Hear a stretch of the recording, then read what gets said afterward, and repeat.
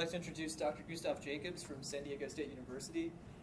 He's from the Department of Aerospace Engineering. He works on computational fluid dynamics problems, high-order methods, Lagrangian particle methods. He's a friend of my advisors, Peter Diomesis. He's a collaborator, and he's visiting us for 6 weeks and giving a seminar. And I found out today that he's a pretty good golfer.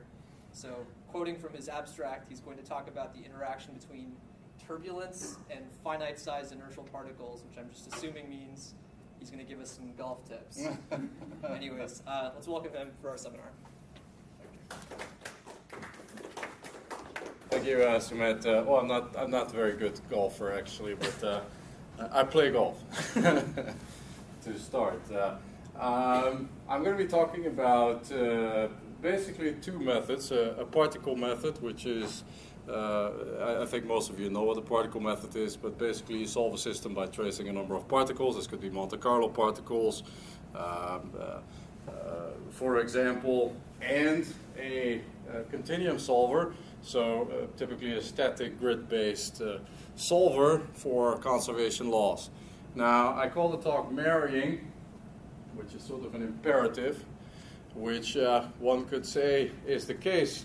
The point particle model and the high-order solver really don't want to be married, and you have to push pretty hard to make the full system be high order. I will talk about the coupling from a high order, the continuum solver to the particle solver, and vice versa. Now, this is essentially an interpolation problem, and interpolation may or may not be very difficult. Interpolation on a grid-based solver is typically not that hard. But what if you had a discontinuity? Well, then interpolation becomes a little bit harder, yes? Because we get Gibbs phenomena if we interpolate over the discontinuity. Now, distributing the influence of particles on some sort of continuum, that is a much harder problem. That is a classical harder problem. You use distribution functions. Distribution functions is an area of functional analysis. For example, one of the main area, one of the classic areas, if you will. Now, I am not a mathematician by training. I'm not necessarily even a very good mathematician, but my student is who is now an assistant professor in Venezuela, was a pure mathematician by training, and we sort of figured out how to get this to couple with this, and what I think is a nice way to do that. He did a lot of the proofs, so I will do my best with my somewhat limited knowledge of mathematics to explain this, and I hope you'll forgive me if I make a mistake, which I hope I won't, but if I do, then I hope you'll forgive me for doing so. So here is the outline of my talk. I will talk about where you want to mix a particle method with a continuum method. What is the application? I typically look at high-speed flow environments. That means flow environments where the Mach number is typically higher than 1 and you get shock waves. And the flow interacts with particles, so golf is out the window, I guess, unless you hit a supersonic drive. But who knows, right, in the future. I will talk about modeling challenges of this particular flow environment. I'll talk about the point particle model, which is integral to running large-scale problems. So if you want to do process scale problems, you need to simulate many particles, and you cannot simulate the flow over each individual particle. I will talk about continuum discretizations. I have developed a hybridization together with collaborators between a WENO method and a spectral method, and then I will talk about coupling these two methods and, of course, save conclusions for the final slide. So in terms of background, much of my work is actually centered around the engineering of high-speed flow applications. So what is my core business is basically developing algorithms that allow us to simulate the flows in high-speed combustors. This is scramjets that drive hypersonic aircraft or hypersonic vehicles in general, such as the X-51. X-51 got launched out of California, I believe it was, not Edwards, but one of the bases 1 year ago. This is a very difficult thing to do. It's very difficult to fly at hypersonic speeds, and it's very difficult because of the hypersonic combustion. It's really hard to actually combust anything at that high a speed. So the other examples one could think of is an explosion, for example, in a mine. If you have an explosion, you get a detonation wave. Coal dust gets accelerated by the shock wave. There's turbulence, interactions with particles in the shocks.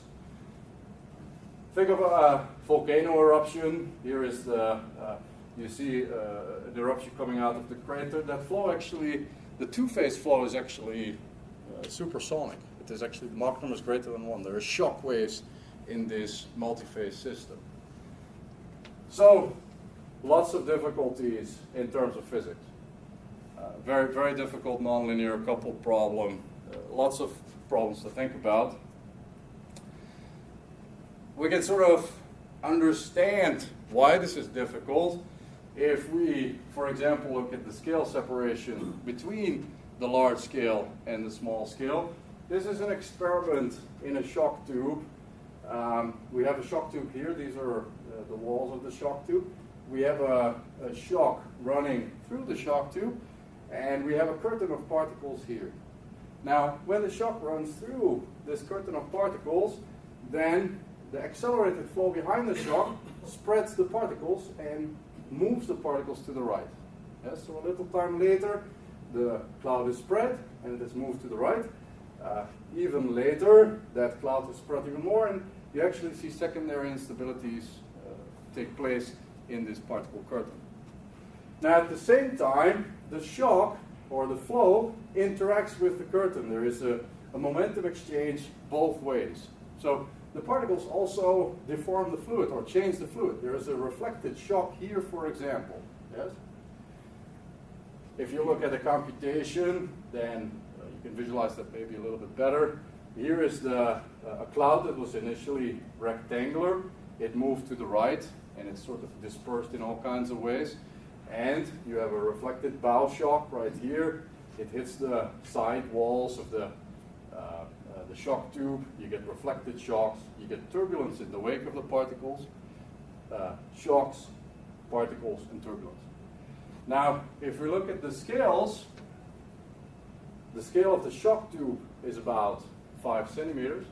Particles are on the range of microns, millimeters. So we have a scale range between the particles and the shock tubes that already spans 10 to the minus 4, 10 to the minus 5. Yes? If we look at the turbulence for Reynolds numbers this high, the turbulence scales can range on the order of centimeters, the large scale of the shock tube, to perhaps even similar micron scales as the particles. So lots of scales, which means lots of resolution. Yes? Many, many grid points to resolve this flow, which is a computational challenge. Now, if we wanted to solve this, we could for only a relatively small system. So here, for example, is a full-scale simulation in which we simulate the flow over each individual particle. And I could show you an animation of that. Shock wave is moving to the right, and that shock wave interacts with the boundary of each individual particle. It reflects, it scatters, you get wakes behind in each individual particle. You get the reflected bow shock, you see it here, right? Just like in the experiment. Now, you can imagine that this is an expensive simulation.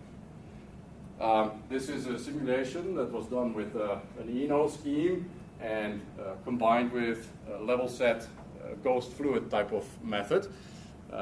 You can simulate perhaps around 1,000 to 10,000 particles this way, and it will take you many, many weeks on many, many processors to do so. Are particles moving here? They're not, but we can make them move because we use the level set. In this case, they're not. Yeah. So, very expensive simulation. If I wanted to simulate the flow inside the combustor, 10,000 particles or droplets is not enough. I don't think that needs explanation, but if you just spray, let's say, a garden hose, or imagine it's fuel in a scramjet, then you can probably imagine that you already have millions and millions of particles, right? Probably more like billions. So 10,000 particles, not enough. Then you have shock-turbulence interaction. This is actually an entropy field. It's not really that important what that is, but it's a measure of to show a turbulent structure. Entropy field after a shock has passed through an interface. So it's lots of structure, lots of small things you need to resolve. Yes? Also very expensive. There's no particles here, but it's also very expensive. This also takes weeks on many, many processors.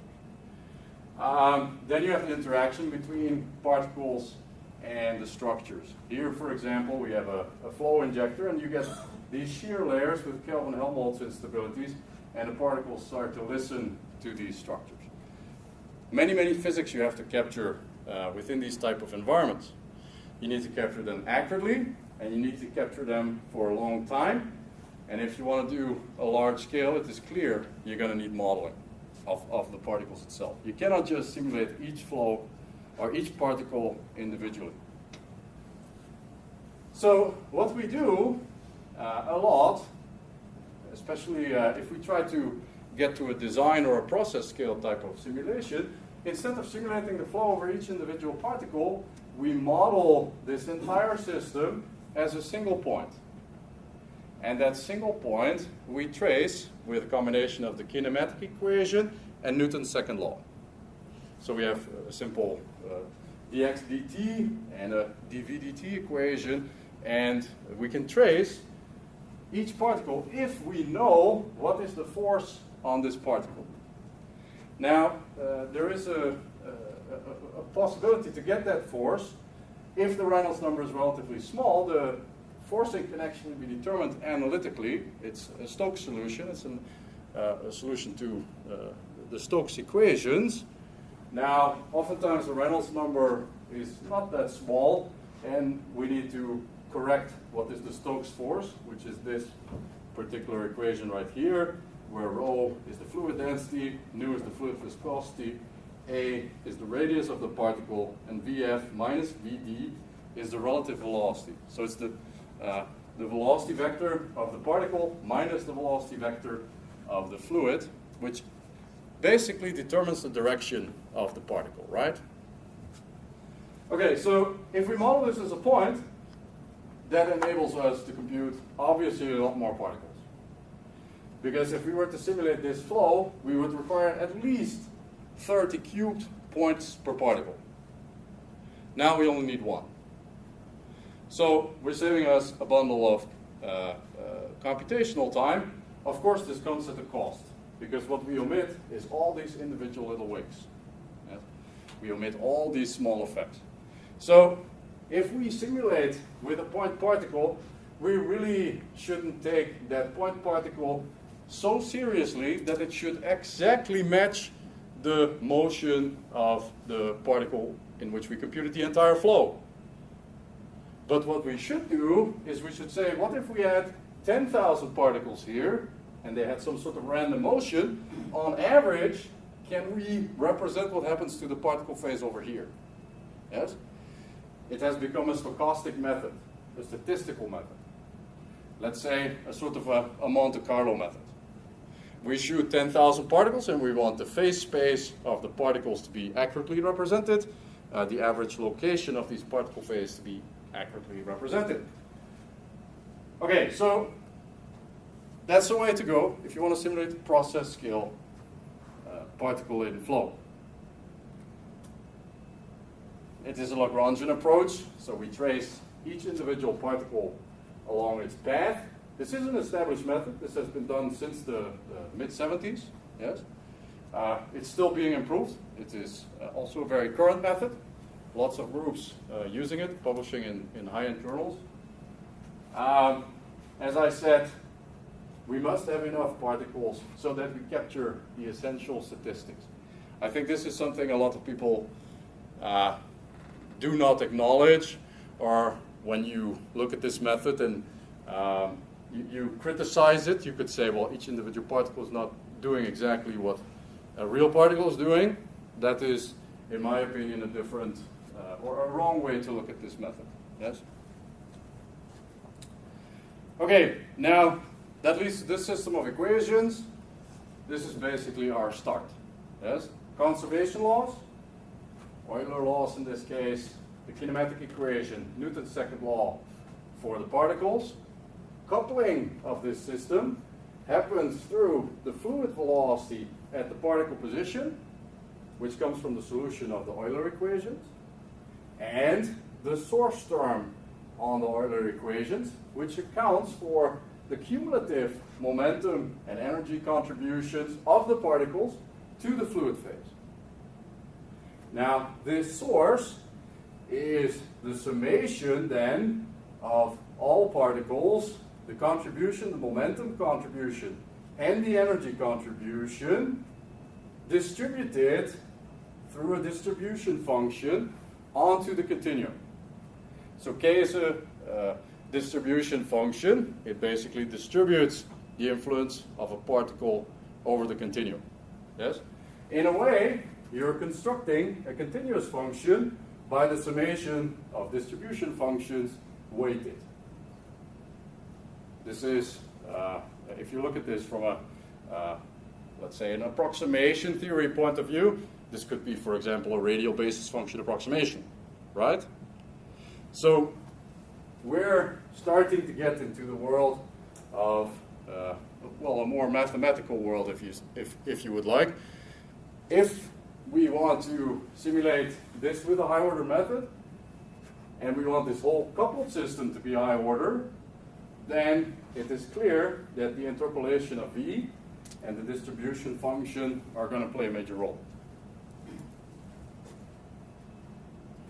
Okay, so in terms of discretization, if we discretize this system of PDEs, ODEs, we basically discretize the conservation laws on the static grid, and the particles we move dynamically over that grid. The solution on the static grid gets interpolated to the particle grid, and the particle influence gets distributed to the continuum grid. Yes? Now, this picture is exactly what one would do if this were a low-order method. So this could be a linear interpolation, and this could be some sort of tent spline distribution.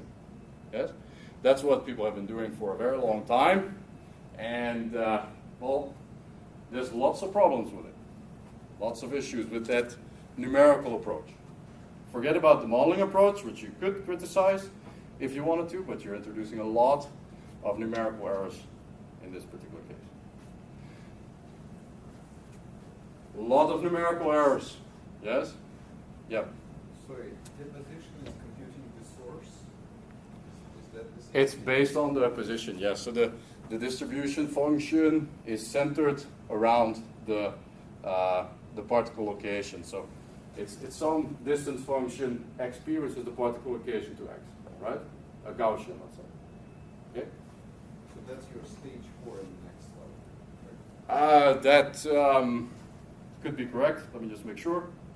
Yeah. Okay. So lots of errors. Navier-Stokes solvers still very much a topic of research in applied math curricular or research areas, right? Numerical PDEs. So we don't need to talk about that, I think. But if you're capturing shocks, then that is certainly recent. That's still something people have not figured out. Particle tracer, interpolation, but also time integration, because our equations may be stiffer than, or not as stiff as the continuum equation, so we might have a time scale separation, yes, stiffness separation. The coupling, that distribution function, that is the true nightmare, because it is not just depositing, but you get noise in the sources, especially if the distribution function are somewhat sparse, or if the distribution functions do not have the same radius. If your source is nonlinear, you're introducing aliasing, and this is actually, particularly in electromagnetics, known to put numerical energy into the system.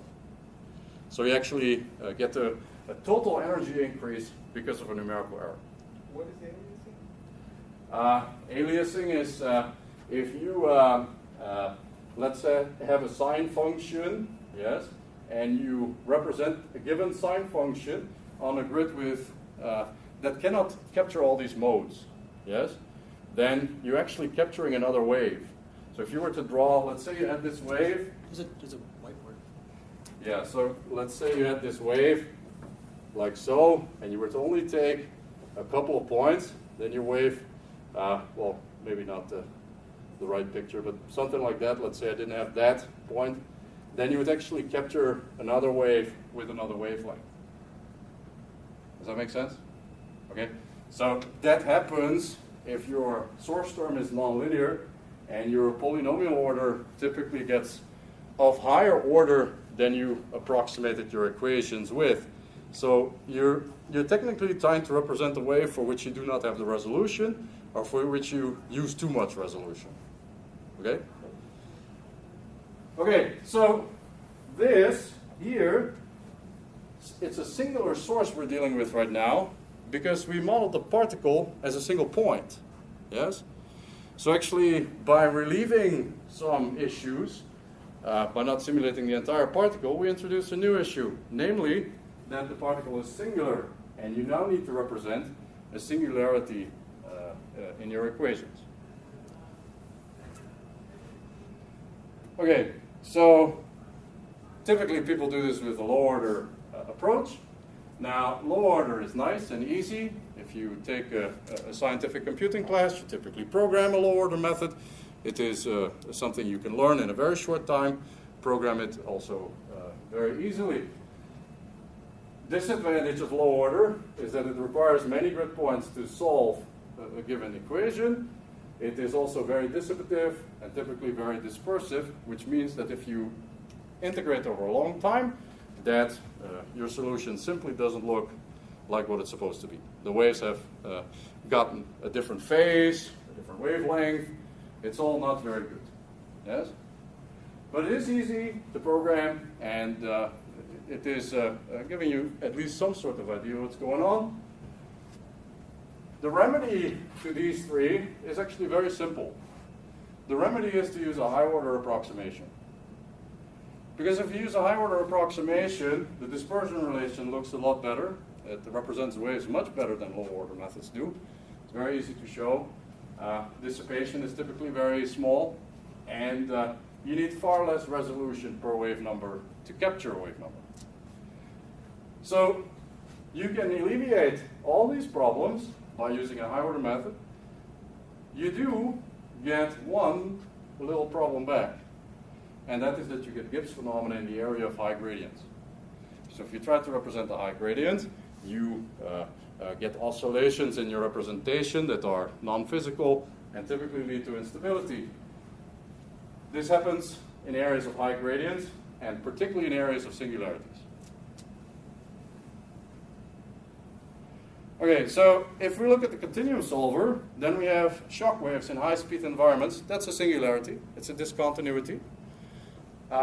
This is a discontinuity you have to regularize if you represent the solution, or if you solve the solution with a high-order method.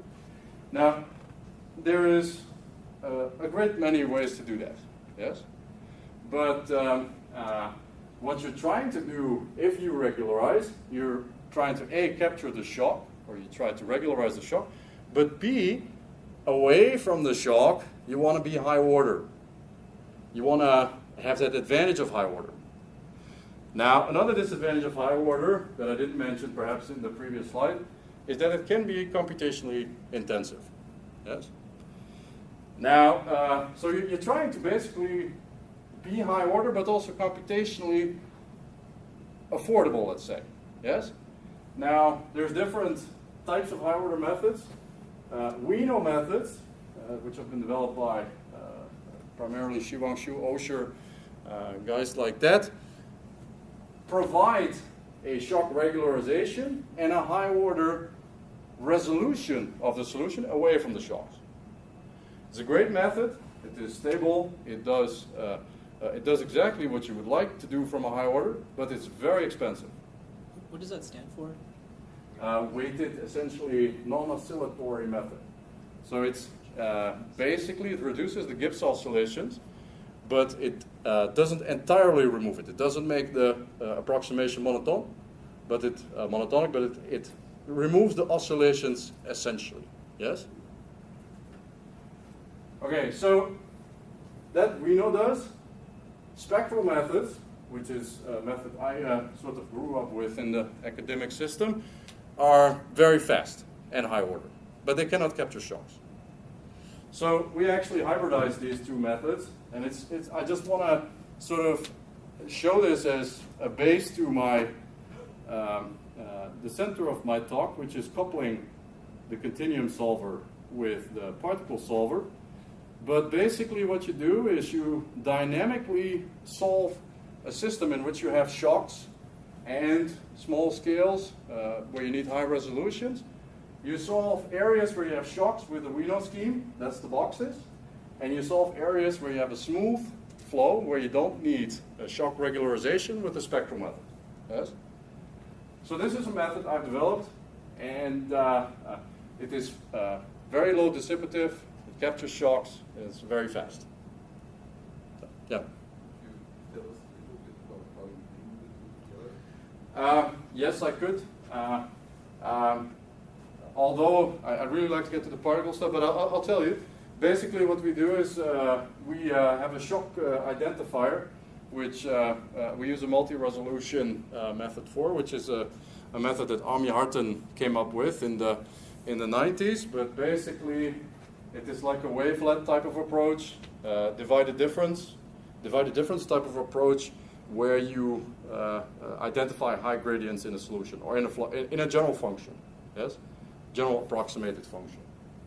So based on some criteria, we switch between the two.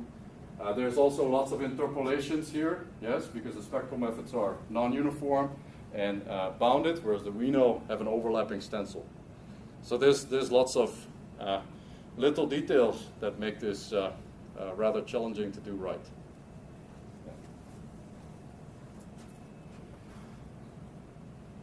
Okay, so let's get to the coupling. Okay, so we have shocks. Now, if we wanted to get high order information at the particle location, it is natural to say we use high order interpolation, right? Now, we've shown heuristically with a couple of examples that it is best to take that interpolation the same order as you take the order of approximation for your solution method, your numerical method. Okay? So it's better not to take a low order interpolation. If you do a fifth order WENO, don't interpolate with a second order or linear interpolation. It's not a good idea, you dissipate a lot. Okay? Now, if you use a high order interpolation and you were to do that over a shock, then you get Gibbs oscillations. So how do you prevent these oscillations? We run simulations with the central scheme, I'll show them later, and they are unstable because of a central interpolation over a shock.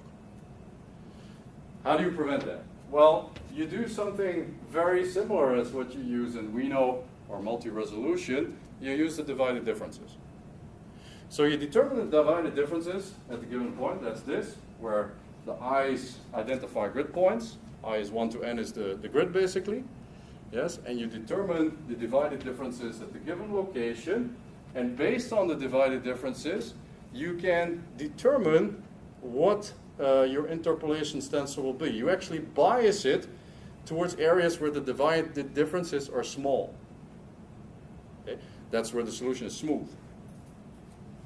So this is an essential part of ENO, essentially non-oscillatory schemes, not WENO, ENO, but it is not typically used to, yeah. Since you highlighted the difference, is there any reason why you're not using WENO? Well, yes, because this will allow me to determine an interpolation stencil. You see, the weighted, essentially non-oscillatory method decides between 3 different stencils and says, forget about this one. Yes, if there's a shock, then let's forget about this small stencil here and let's use these other 2 guys, right? Now, that doesn't necessarily determine a high-order stencil that I need to preserve the high-order information that I have in the continuum solver to the particle location. Let me show an image that's perhaps easier. So, if my shock were here and my particle were here, its nearest neighbor would be this guy, then based on the divided differences, I would end up with this stencil right here. It's biased towards one direction. Yes? This stencil has the same order as the underlying, whatever WENO method we use, or spectral method, yes. But because it's biased, you no longer get the same oscillations, or actually you're reducing the oscillations quite significantly, as compared to if you were to use the central interpolation right here. Yes? You can do that in 2 dimensions as well. So you can actually use a method of lines along these 2 directions.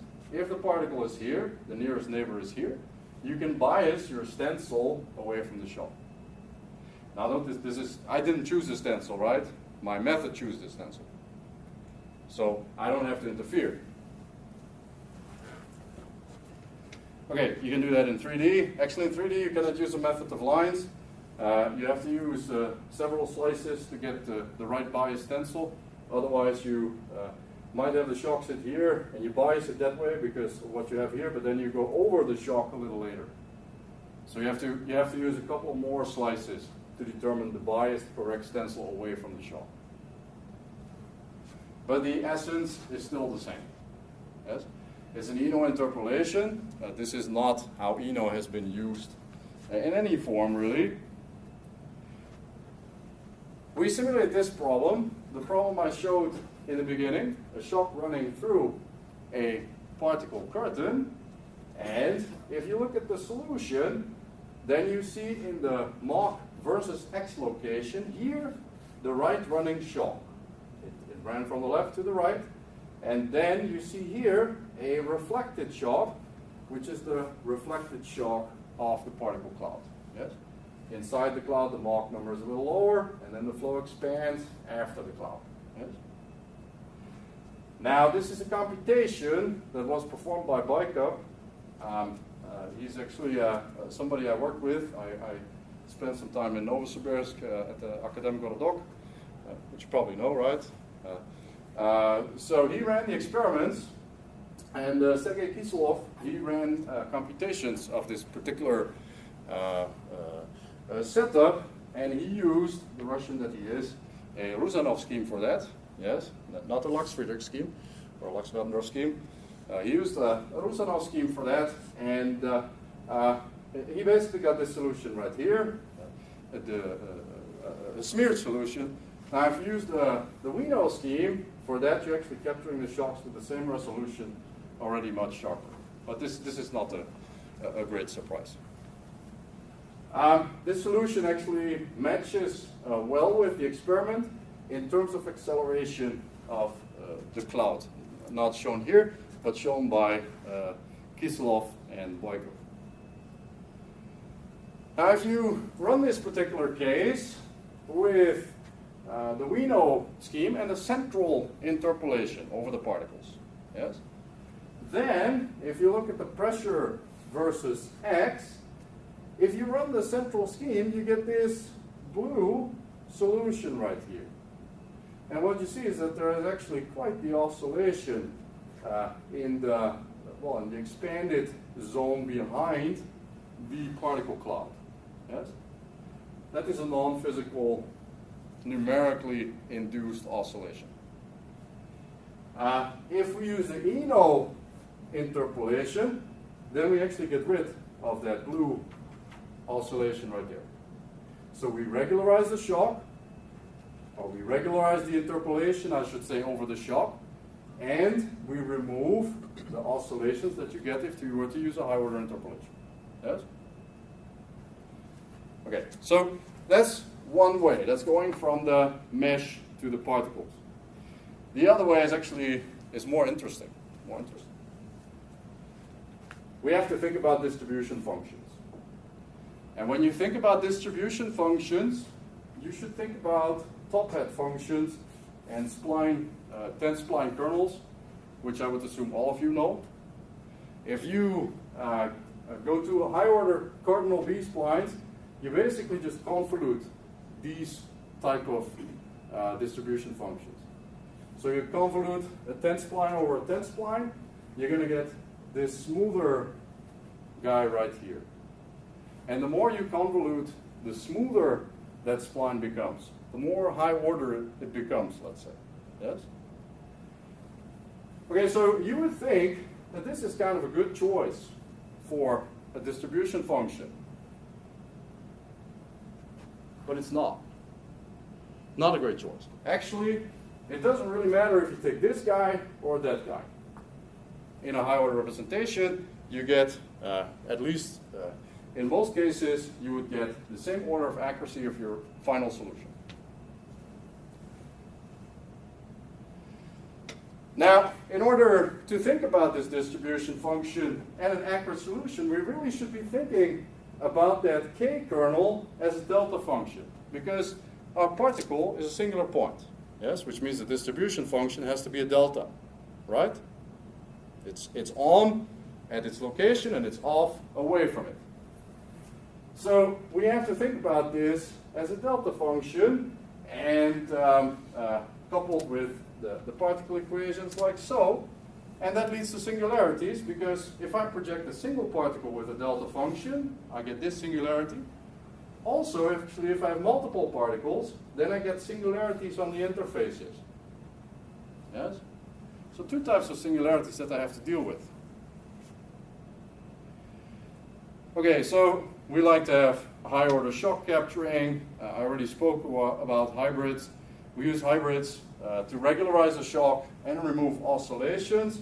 Actually, if we use spectral methods only, you get these oscillations away from the shock. So maybe a nice visualization of Gibbs oscillations when we capture shock. Yes? Okay, so what is a delta function? This is the definition of a delta function. It is 0 when x is non-zero, and infinity at x is 0.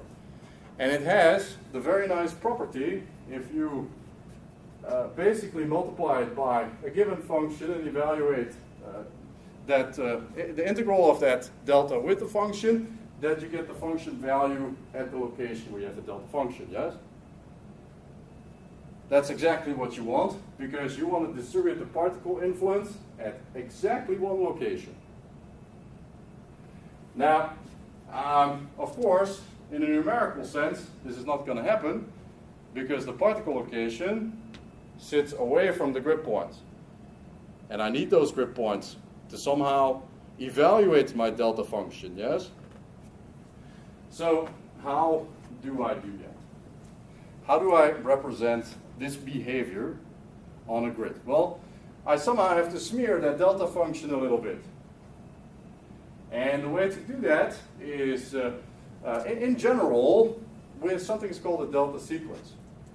So instead of having a delta function, you have a delta sequence, and a delta sequence has an epsilon support. And it is defined like so. It is some generating function, f, that sits on compactness epsilon, a width epsilon, yes? And we get the property for this particular function if we use the delta sequence, which says that in the limit that support width is going to 0, we recover exactly the 0 value. Exactly, what we do is we distribute that phi 0 a little bit over an epsilon, yes? Now this is standard theory. This is standard distribution theory. If you take a course in function analysis, again, which I never did, then that is one chapter in your book. Yes? So let's take a look at, let's simplify the situation a little bit before we go to our system of Euler equations with particles. Let's just take the linear advection equation, which is where everything starts, and let's have a delta function that is time dependent. Yeah, so the delta function moves just like a particle. Now, if you were to use a Gaussian function, then you would get this solution right here. Actually, you get a very dissipated solution and a very high error. Yeah? Now, there's kind of a cute method that Jae-Hoon Yoon came up with from the University of Buffalo. He basically just integrated the right-hand side, and you get the heavy side. Yes? So you get the heavy side, and he used the heavy side to find a solution to that particular problem in an integrated sense. Now, if the delta function is steady, then he actually recovered spectral accuracy of his solution. But if it's unsteady, he gets these really weird oscillations. And they didn't really know why. They didn't really know why that happened. Okay, another choice perhaps. We use the cardinal B-splines. There's actually a whole theory that relates spectral bases to spline functions. It's called PSIC. They're PSIC kernels. Smoothness increasing, accuracy conserving kernels. This is something that people have used to get superconvergence on spectral method. Basically, you convolute a spectral basis with a spline, and you smoothen the spectral solution. And under given conditions, you can actually improve the convergence rate of a spectral method. But if you use the PSIC kernel, which is basically a cardinal B-spline for the particles, then it doesn't matter how high you take or how many grid points you take, the accuracy of the solution is fixed. Yes, it doesn't converge. So even though you take more grid points, you don't get a more accurate solution. And that's not what you want. If you take more resolution, you want to get a better solution, right? Okay, so this problem lies actually in the moment conditions. Now, if you have a delta sequence, then it is not very hard to show that if you want to satisfy 0 or n moments to be 0, you have to satisfy this here condition, right? That is a major part of approximating delta functions in a higher order manner. Actually, you get an m plus nth order approximation to the delta function if you take a delta sequence that has m 0 moments. Yes? So you approximate basically your underlying function with nth order accuracy for a given epsilon to the m. Now, spline functions only have one moment that is 2 moments that are 0. So the best you can do is get second order accuracy, epsilon to the 2, which we already showed before. Yes. Okay, so this is just the approximation of a delta function with a delta sequence. We haven't actually numerically approximated the delta sequence yet. That is also a part of the equation. In fact, we must show that if we have this function t epsilon, which basically evaluates phi at 0, it distributes phi at 0, right? We must show that if we use an integration rule on that t epsilon, that integration approximation is actually less than the moment condition. So this here is order epsilon to the m, where m are the 0 moments. And this guy is the numerically approximated delta sequence. So we have the smooth function, we approximate the integral of delta times phi with the quadrature rule. Yes? So this guy has to be less than that guy, and for that, this has to be true. And with a little bit of work, you can actually show that the epsilon, if we want this to be true, that the epsilon has to be on the order of n, which is the number of grid points we use, the spectral basis, yes, to the power minus k, which is the smoothness of the distribution function, and the order of integration, integration we use for, let's say, Newton-Cotes rule or so, right? And order m, the moment conditions. So we actually have an estimate for the support base of the delta function that ensures that we have an order epsilon to the m convergent approximation of the delta function. Right? Okay, so this is something, again, my student, Jean-Pierre Suarez, he did the proofs and he came up in general with how to approximate these delta functions. It was published in Science Journal of Scientific Computing last year. Now, we have this condition, but we actually don't have a function yet. We need a function, an actual distribution function that satisfies these two conditions. Yes? And there is such a function. We didn't actually come up with this. It was Anna-Karina Thornburg that discovered this function already, but I don't think she actually knew that she had come up with a way to represent the delta function in a high order manner.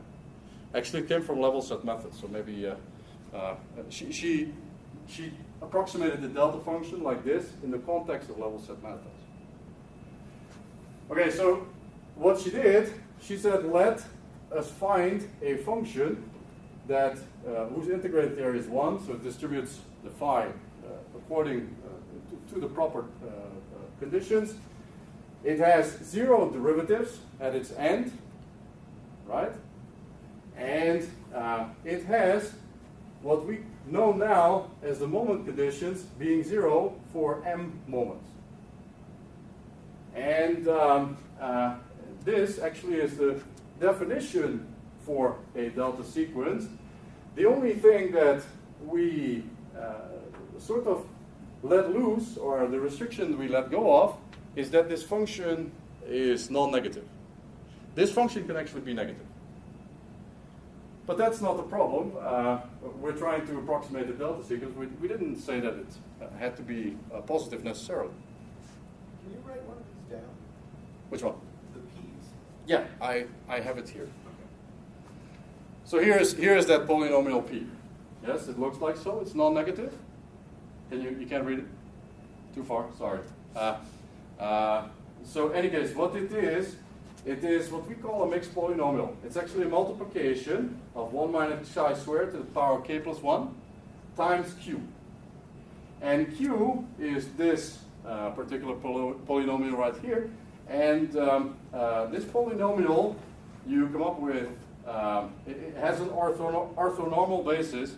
And you basically find it through this projection method, whose name sort of eludes me right now. Gram-Schmidt. Gram-Schmidt, yes, it's a Gram projection, yes? So you use a Gram projection to get orthogonality of the second polynomial, and that's where we have satisfied the condition that's so important to us, namely the moment condition. So by saying that this second polynomial has to be orthogonal, we satisfy this condition. Yes? Now the first piece of that polynomial actually guarantees that there is a certain smoothness to this function. It has a k smoothness. So the smoother it is, the better we can approximate it in a high order sense with integration rules. Yes? So we have the two ingredients that we need. Yes? We have the 0 moment conditions and we have the smoothness, and technically we're done. Now and we know the support base. We have an estimate for the support base.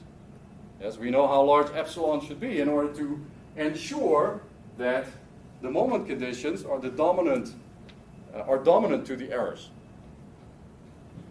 So the bottom line is we need to test it, and we do that through a linear advection equation right here. this particular problem has an analytical solution. If we start in a given domain a sine wave, and we have a singular source linear advection equation, then this is our analytical solution. And I'll show you an animation of that. Let me show you an animation. I think I'm actually pretty good on time. So what you see is one heaviside moving to the left, and you saw another heaviside moving to the right, right? There it is, right? And the left moving heaviside actually moves with a particle. So that heaviside function is induced by the singular particle, the singular source. And what you see is that if we use our method, that we regularize that singular source, right? It is smoothened. More importantly, what you see if you look at the error with increasing grid spacing, that the error is on the order 1, 0 near the singularity. You have to accept that because you capture something, right? But away from the singularity, we get high order convergence. So we get a high order convergence away from the singularity, and actually that convergence is consistent with the error estimate we made earlier.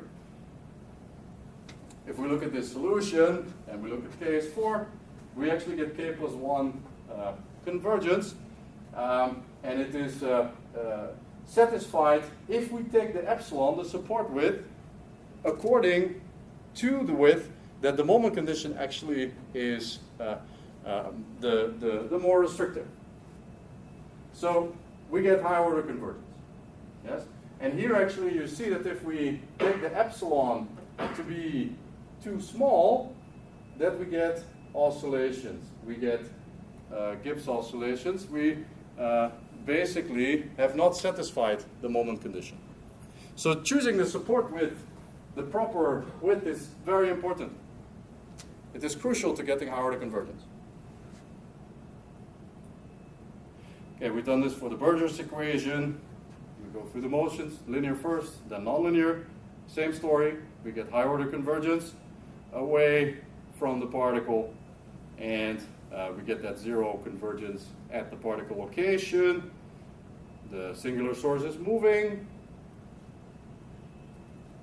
We've done the full system, Euler with particle. And this is the problem, basically the problem that I've been showing so far, the shock tube interacting with the particle curtain. And what you see in this case here, this is the particle location right here.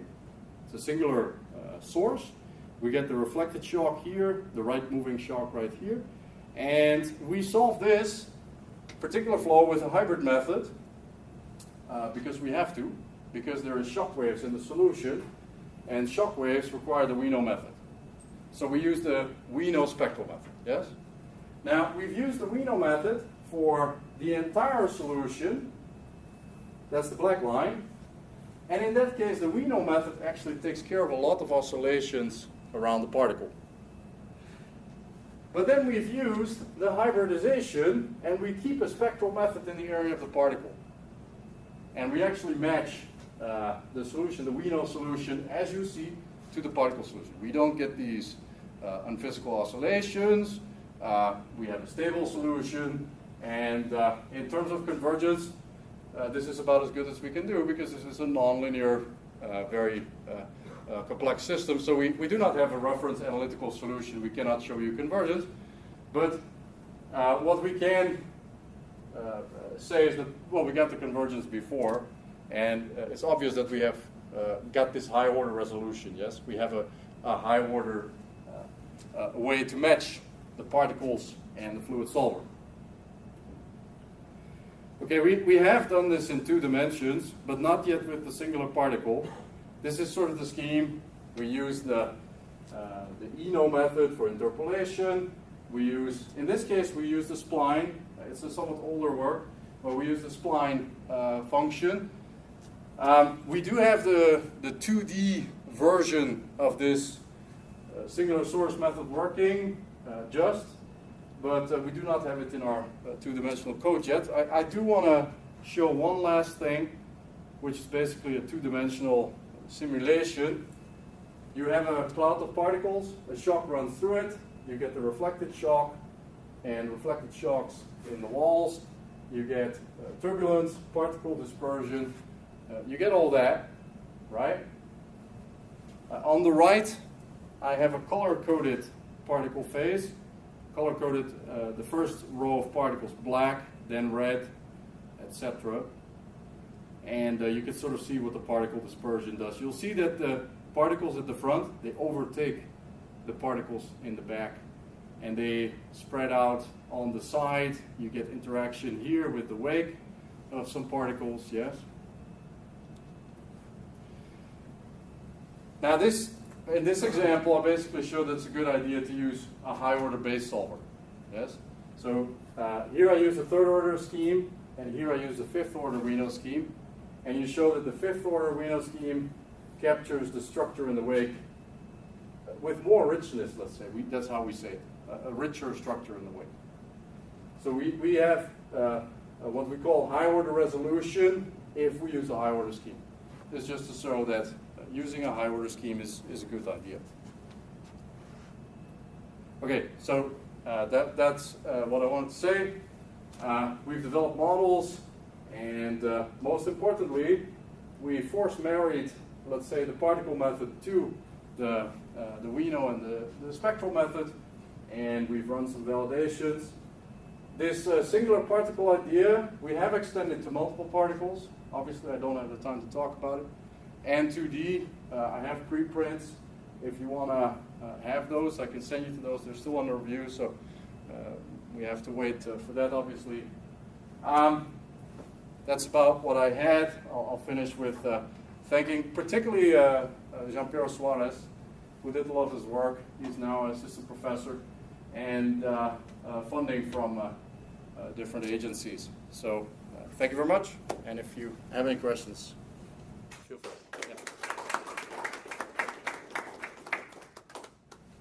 Yeah.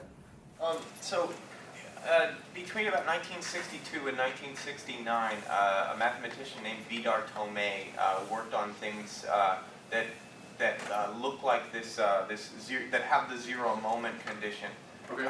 They're defined via the Fourier transform of e to the minus x to the fourth, or x to the sixth, or something. Okay. Yeah. And he has some rigorous convergence results that pertain to higher order divided different schemes. Okay. Does any of this, is there any overlap that you've seen in this? I guess, to be honest, I'm not aware of the work. Okay. So, what I would immediately say is that would happen on a uniform grid. This is true for non-uniform grids. So that would be immediately different. Of course, a Fourier series is not a polynomial, so there would be immediate differences there too. I'm not sure how the proofs, how they would compare to a polynomial proof. But of course, there must be. It's like Van de Ven filters, right? That paper by Van de Ven where he does all the Fourier analysis on filters. That there is a similarity with polynomial filtering there too. So actually, we got comments on our multiple particle paper, which is essentially a filtering operation. Because if we have multiple particles, we essentially use a delta function as a kernel on the function phi, which is effectively a filter. Yes? So there is similarities there, but again, this is different because this is on a non-uniform grid. So it's a major difference, and it's compact support. So if that would not be the case in a Fourier series either, it's not necessary. He's approximating. He gets those things in the limit by taking higher and higher approximations, but he starts with sort of finite range approximations. But he would use the entire basis, right, to represent with a Dirichlet kernel or something. I think this goes more to the Fourier transform than Fourier series, so I'm not sure what it works. Okay. I understand. Well, I'll check it out. Yeah, we should Yeah. talk when you're done. Yeah. Okay.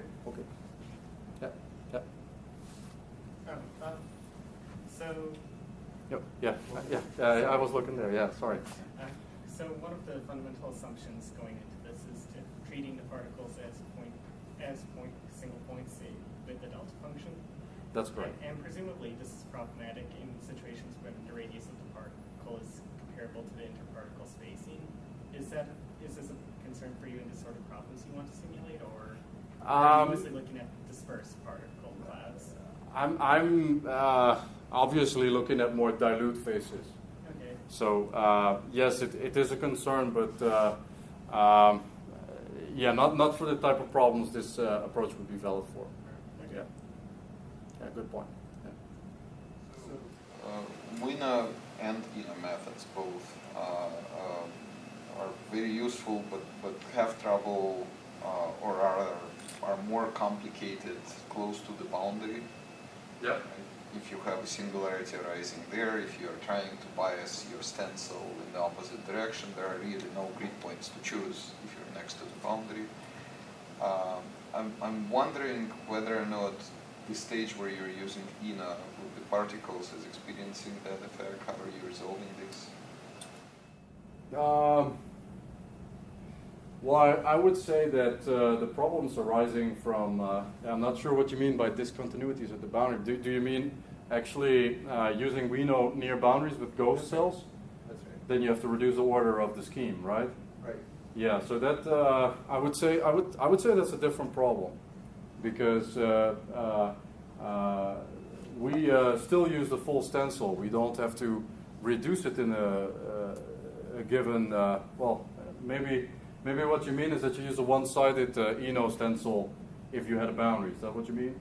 Well, so Yeah. INO usually is trying to bias the stencil so that you don't take the information from across the discontinuity, right? Right. So that assumes that on your side of discontinuity there is enough information, but if you're right next to the boundary, there are... Yeah, but I would still say it's different, because you don't necessarily bias the stencil more often than not with WENO. You just accept that you have locally a lower order. So you would still use the same, let's say, points across the boundary, and you would specify the ghost state based on a reflection in the wall, right? That's what most people do, but I'm not sure if in INO if they actually bias the stencil near the boundary. I'm not sure. I'm not sure how that works. I'm not myself doing INO actually. So I usually use WENO, and I just specify the ghost state and reflect in the wall. So you get the locally low order accuracy of the scheme. And because you're not fully using WENO on the flow, you're using WENO and spectral. You could get rid of that if you use spectral elements near the wall, because they're boundary fitted. You could, but we haven't looked at it.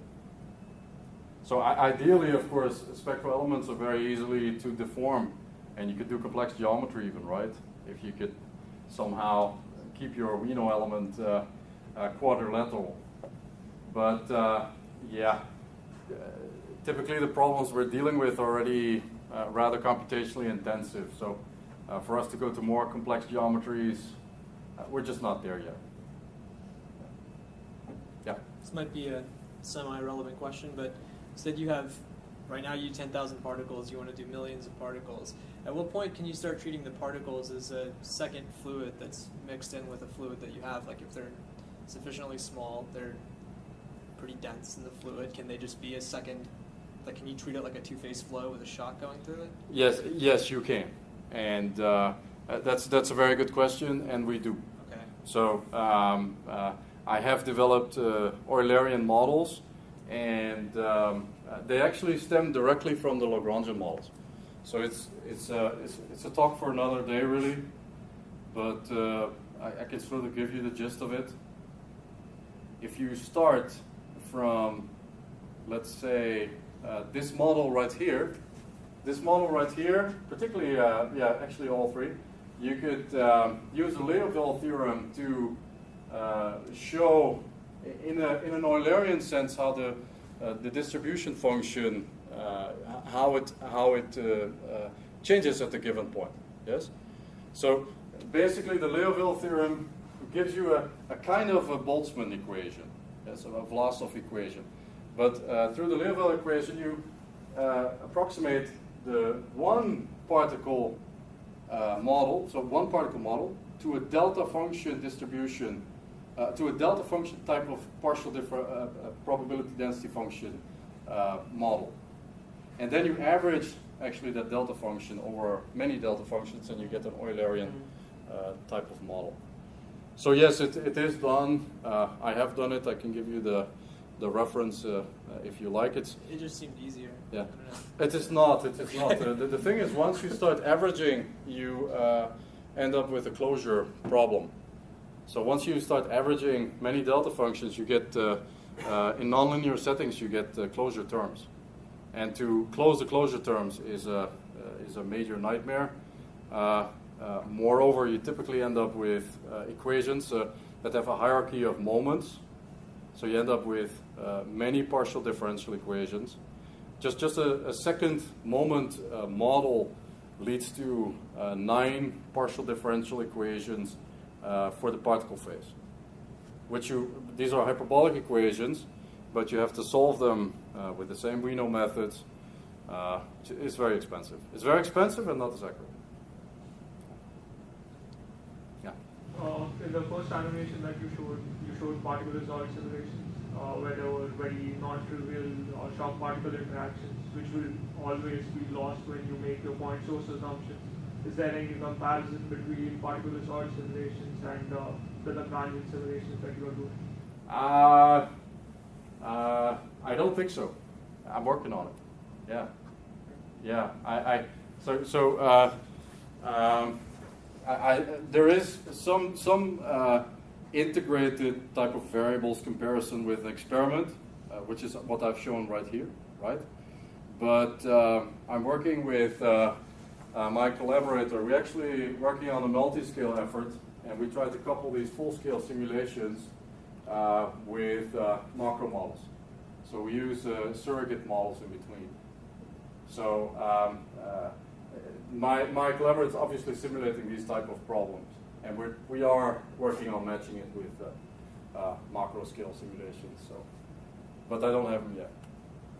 Yeah. One other question: the premise behind adding the point sources as a delta function is the fact that you explicitly want that point source at that exact location where the particle is currently present, but aren't you solving like those are notional particles, right? You essentially want the statistical state.